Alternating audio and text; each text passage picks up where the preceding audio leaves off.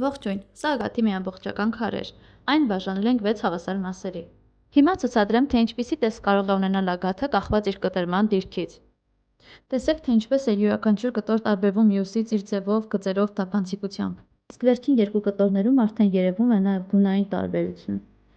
Ահա թե ինչպիսի հրաշք է ագաթը կտոր առ կտոր։ Եվ եթե հավանում եք ֆորմատը, բաժանորդագրվեք, դա ձեզ համար միակ կնթարթ է, իսկ մեզ համար մեծ օգնություն՝ բացահայտելու Հայաստանի գեղեցիկ քարերը։